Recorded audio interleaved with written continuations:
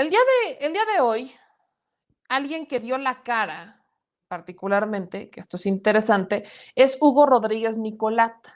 Tras suspender varias cuentas de Twitter vinculadas o pro AMLO, Hugo Rodríguez Nicolat, gerente de políticas públicas para México y Latinoamérica en Twitter, dijo que esta red social es una red social que es abierta a todos, que es de hecho la más libre, que no permite pautas políticas para promover tendencias ni vende automatizaciones o cuentas, aunque reconoció que hay conductas que se están haciendo fuera de la plataforma. Entonces, hay empresas afuera de la plataforma a las que les pagas para que pues incrementen tu cantidad de seguidores, para que incrementen tu cantidad de RTs, pero es una empresa afuera. Esa es la manera más fácil de justificarse, porque si eres la empresa, puedes bloquear el que utilicen a tu empresa para eso. Lo puedes hacer. Si estamos hablando de redes sociales, claro que se puede hacer. Nada más que le quieren tapar un ojo al macho. En esto de es la más libre, no, sí y no. Cuando les conviene, creo que podríamos definirlo así, ¿no? Twitter es una red social de cuando me conviene. Ese es el problema, que no vemos que apliquen parejo, porque si aplicaran parejo, no diríamos nada y solamente diríamos, bueno, asume las consecuencias de haber abierto 4 o 5 cuentas de Twitter, ¿no? Podríamos hacerlo. Mientras que lamentablemente no vemos que actúen parejo y hoy por hoy vemos una cantidad de cuentas bots, de cuentas falsas o de cuentas que son manejadas por otras personas que ellos bien saben cómo funcionan, sobre todo viniendo del PAN, pero se quieren me lavo las manos y aquí nada pasa y nada dice. Por supuesto que Hugo Rodríguez Nicolat estuvo en una gira de medios tradicionales. Yo solo voy a rescatar su participación con Carmen Aristegui. ¿Por qué? Porque, lo repito, aunque aparentemente, bueno, ya ha caído de la gracia de muchos Carmen Aristegui, a mi parecer todavía es la que hace los cuestionamientos más, pues más objetivos, porque si se los pongo con Pascal Beltrán en Río, van a ver que le va a aplaudir, ¿no? Le va a aplaudir y le pone hasta tapete rojo para que haga desfile. Y así con Worketing y Risco y todos esos, que son con los medios con los que fue. Entonces, les voy a compartir lo que dijo Hugo Rodríguez Nicolat. Parte de lo que dijo, ¿no? Aquí dice justamente que Twitter pues no es una plataforma libre y que no permite ningún tipo de promoción política, cosa que yo considero completamente falsa, porque hay empresas, como les dije, empresas por afuera que lo gestionan a la perfección, que lo hacen a la perfección y que Twitter bien puede poner candados, pero no lo hace. Entonces vamos a escuchar primero esta primera parte. En la conferencia del presidente, el presidente se fue 15 años atrás en mi trayectoria profesional. Concretamente, incluso a mi primer empleo en general, que fue para el Senado de la República. Y aquí una apreciación que escapó al análisis de la oficina del presidente y el presidente mismo. Yo no trabajé para el grupo parlamentario del PAN, de hecho trabajé para la coordinación de asesores del presidente del Senado, que en ese entonces era Enrique Jackson. Y no trabajé directamente para un senador, trabajé para la coordinación de asesores, en ese entonces encargada por el doctor Francisco Guerrero. Ese es el primero. Después tuve la oportunidad de colaborar en el Comité Ejecutivo Nacional, dirigido en ese entonces por Manuel, y ahí mi relación con el Partido Acción Nacional fue simplemente trabajar en la institución. Milité en el mismo, en el PAN, por un par de años y ya no renové mi afiliación desde ese entonces, porque precisamente, como he comentado, tuve la oportunidad de trabajar en el extranjero, de ir a la iniciativa, a la sociedad civil y después a la iniciativa privada. Si bien siempre he sido una persona políticamente activa, las funciones en las que desempeño no tiene absolutamente nada que ver y mis preferencias políticas personales tampoco influyen en este proceso. Según Hugo Rodríguez Nicolat, nada tiene que ver su formación política, ni que haya sido o que sea una persona políticamente activa.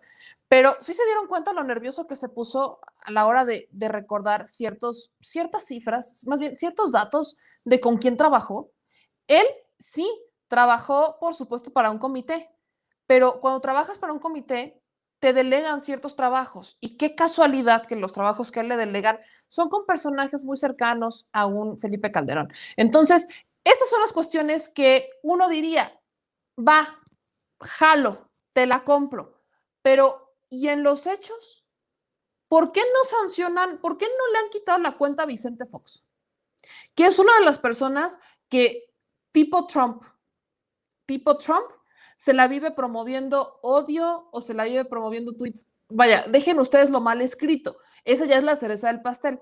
Tweets sin sentido. A Vicente Fox se le ha cuestionado por consumir antidepresivos, por tener problemas mentales. Y es una persona a la que le dejan tener Twitter. ¿Por qué? Ha hecho comentarios bastante alusivos a que no deberían de ser y los ha hecho. ¿Por qué no le han quitado la cuenta a los que promueven fake news? Como lo ha hecho Javier Lozano, como lo ha hecho, ¿por qué no le quitan la cuenta a los que promueven odio como Ricardo Alemán? Digo, ella me tiene bloqueada, pero sé que tiene una cuenta de Twitter. ¿Por qué no le quitan la cuenta de Twitter a un Ricardo Alemán? No sé. Esas son las cosas que uno cuestiona porque por los mismos elementos ya han quitado otras cuentas. ¿Por qué no le quitan la cuenta a los tumbaburros? Perdón, pero si alguien tiene chingomadral de cuentas y utiliza chingomadral de estructuras con cuentas de Twitter, es él. Quizás no personalmente él, pero sí tiene una red muy estructurada. Entonces, ¿qué pasa? ¿Qué es lo que falta para establecer un piso parejo? Bueno, pues en este mismo programa pregunta o a pregunta expresa de los presentes en la mesa con Carmen Aristegui, explica cómo funcionan estas políticas de Twitter y bueno, escuchen ustedes. Hay un editor o una persona que esté únicamente encargada de remoción de contenidos. Sin duda no lo hago yo desde las oficinas de México, ni nadie en la oficina de México, pero incluso más allá, tampoco lo hace nuestro fundador y director, Jack Dorsey.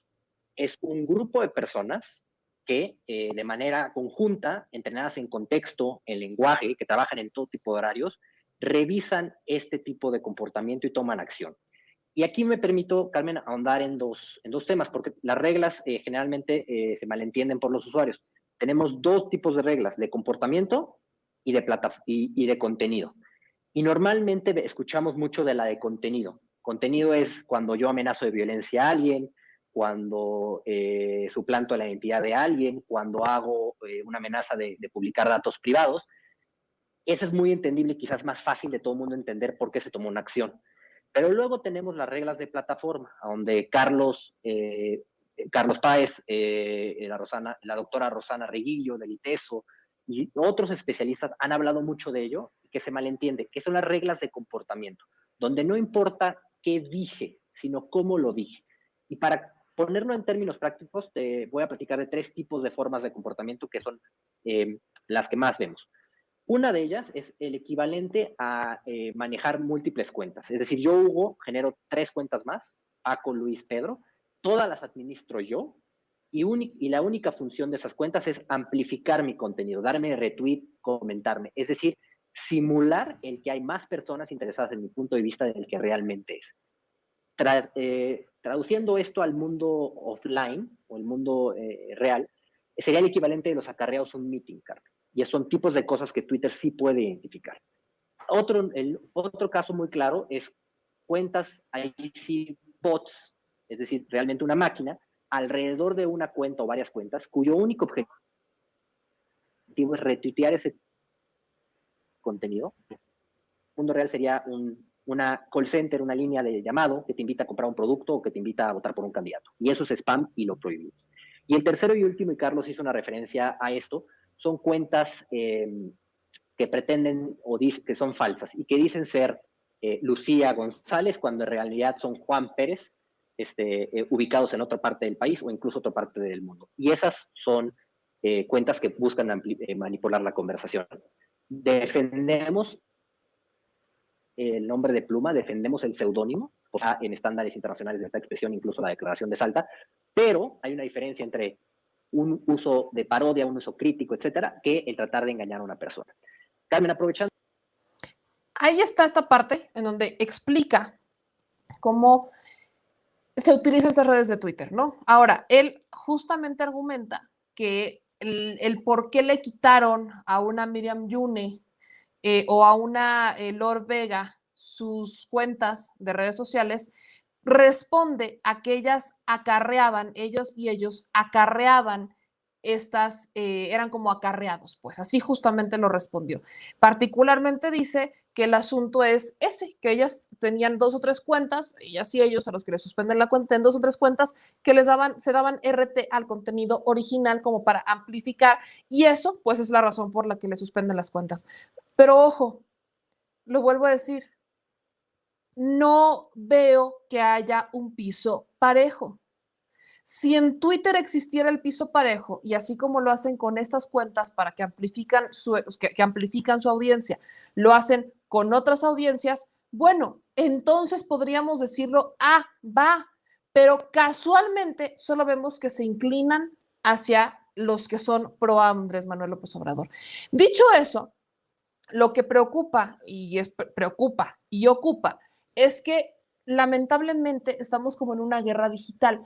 Twitter, sí, podemos decir, vamos a salirnos todos de Twitter ya, vamos a dejarlo y vamos a abandonarlo, pero Twitter es un semillero de opinión pública. Twitter es la red social donde se promueve opinión desde la propia opinión pública. Desde ahí se generan noticias.